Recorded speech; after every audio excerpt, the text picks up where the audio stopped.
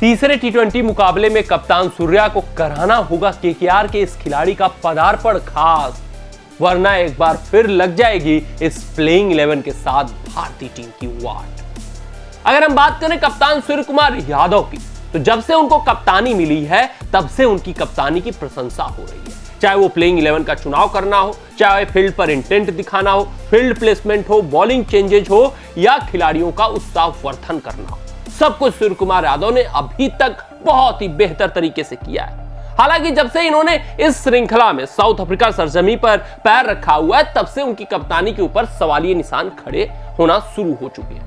पहले टी20 की बात करें तो जब प्लेइंग 11 सामने आई तो सभी क्रिकेट प्रशंसकों ने वहां माथा पीटा।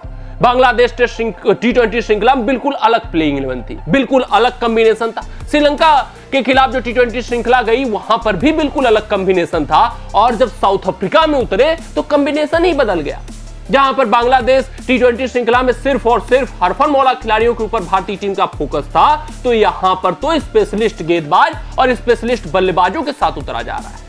अगर हम बात करें भारतीय टीम की प्लेइंग 11 की पहले 2 टी20 मुकाबले में, तो उसमें जो सबसे भारी चूक नजर आई वो नंबर 8 पर एक गेंदबाज का खेलना नजर आया, और इसका खामियाजा भारतीय टीम को दूसरे टी20 मुकाबले में भुगतना पड़ा।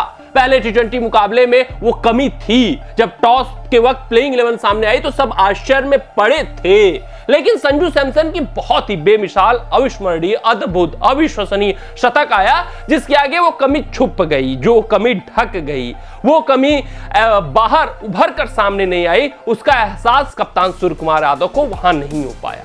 तो जिस कारण उन्होंने दूसरे टी20 मुकाबले में भी उसी प्लेइंग 11 के साथ जाने का फैसला किया।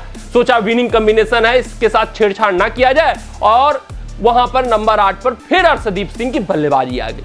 लेकिन पिछले मैच में संजू सैमसन तब तक इतना डैमेज कर चुके थे कि अर्शदीप सिंह जब बल्लेबाजी करने आए थे तो कुछ फर्क नहीं पड़ा था, लेकिन यहां पर कोई डैमेज नहीं हुआ था। यहां पर काफी मुश्किल हालात में भारतीय टीम थी। अर्शदीप सिंह आए तो हार्दिक पांड्या बेबस हो गए, हार्दिक पांड्या मजबूरी में फंस गए। हार्दिक पांड्या के पास इतना विश्वास नहीं था कि वो अर्शदीप सिंह को स्ट्राइक दे सके, यानी लास्ट के कुछ ओवरों में भारतीय टीम सिंगल तक नहीं ले पा रही थी। हार्दिक पांड्या को मजबूरी व सिर्फ और सिर्फ छक्कों और चौके के ऊपर निर्भर होना पड़ा। जो स्कोर आराम से 130 से लेकर 135 तक पहुंच सकता था, वो घटकर 124 पे आया। क्यों? क्योंकि हमारे पास प्लेइंग 11 में नंबर 8 पर कोई भी हरफनमौला खिलाड़ी मौजूद नहीं था।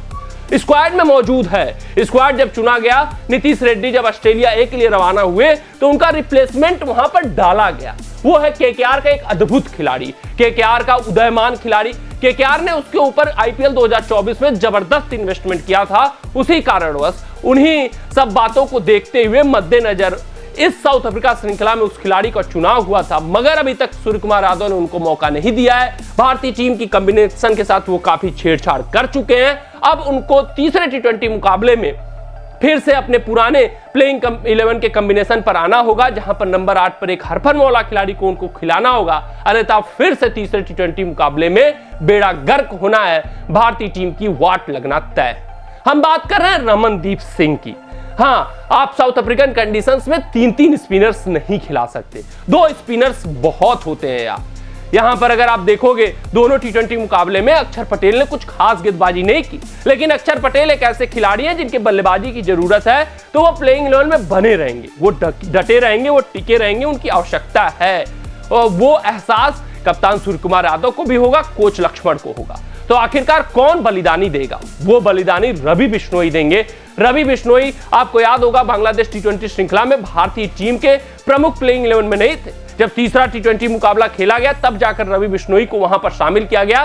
तो फिर यहां पर एकाएक बदलाव करना, 3-3 स्पिनर्स के साथ उतरना, यह सबसे बड़ा सवाल बन बैठा है। ये जो चयन सूर्यकुमार यादव कर रहे हैं, नंबर 8 पे अर्शदीप सिंह को भेज रहे हैं, ये घातक साबित हो रहा है। घातक इस वजह से क्योंकि सूर्यकुमार यादव एक तो ड्रेसिंग रूम में संदेश दे रहे हैं कि इंटेंट दिखाना है, एक तो खिलाड़ियों से कह रहे हैं कि आपको पहले बॉल से चौके और छक्के लगाना है, एक तो खिलाड़ियों से ये कह रहे हैं कि आपको अपने विकेट की चिंता नहीं करनी है। तो फिर नंबर 8 पर आप लाकर रख दे रहे हो एक ऐसे गेंदबाज को जो कि बल्लेबाजी बिल्कुल नहीं जानता है, तो फिर कैसे बल्लेबाज खुलकर खेलेगा? तो तो फिर कैसे बल्लेबाज चौके और छक्के मारेगा, फिर कैसे इंटेंट दिखाएगा। ऐसा परिणाम आएगा दूसरे टी20 मुकाबले में। तो तीसरे में वो फिर कंजर्वेटिव अप्रोच में चले जाएंगे, क्योंकि उनके जहन में कहीं ना कहीं खटक रहा होगा कि नंबर 8 पे तो गेंदबाज शुरू हो जाएगा, नंबर 8 पे तो हमारी बल्लेबाजी खत्म हो जाएगी। तो सूर्य कुमार यादव को ये सोचना होगा, ये समझना होगा, फिर से अपने पुराने प्लेइंग 11 के कॉम्बिनेशन पर जाना होगा, जहां पर रमनदीप सिंह काफी उपयोगी साबित हो सकते हैं। रवि बिश्नोई को बाहर करके केकेआर के इस खिलाड़ी का पदार्पण खास कराना होगा,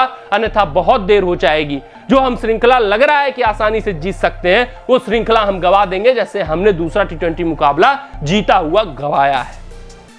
अक्षर पटेल का आप गेंदबाजी में उपयोग नहीं कर पा रहे हैं, तो अक्षर पटेल का उपयोग करिए, रवि बिश्नोई को बाहर का रास्ता दिखाइए। आपके पास अभिषेक शर्मा है, अभिषेक शर्मा का प्रयोग करिए।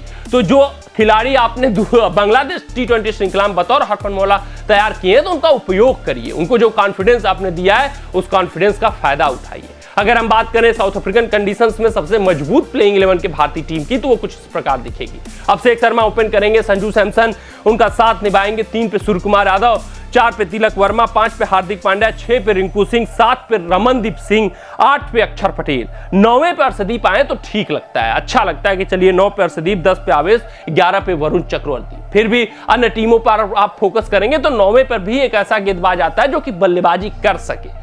लेकिन अगर आपके पास वो इस श्रृंखला में फ्लेक्सिबिलिटी नहीं मौजूद है, तो फिर आप कम से कम 8वें तक तो ऐसे खिलाड़ी को रखिए जो कुछ ओवर की गेंदबाजी और बल्लेबाजी कर सके। रमनदीप सिंह एक तेज गेंदबाज ऑलराउंडर हैं, तो वो गेंदबाजी कर सकते हैं, जरूरत पड़ने पे 1-2 ओवर आपके निकाल सकते हैं। देखना दिलचस्प रहता है तीसरे टी20 मुकाबले में अपनी गलतियों से सूर्य कुमार यादव सीखते हैं या नहीं सीखते हैं, या फिर उसी प्लेइंग 11 के साथ जाते हैं। मिलते हैं आपसे अगली रिपोर्ट में, लेकिन आप कमेंट सेक्शन में कमेंट करके हमें जरूर बताइएगा कि आपके हिसाब से इस साउथ अफ्रीकन कंडीशन में भारतीय टीम की सबसे मजबूत प्लेइंग 11 क्या होने वाली है।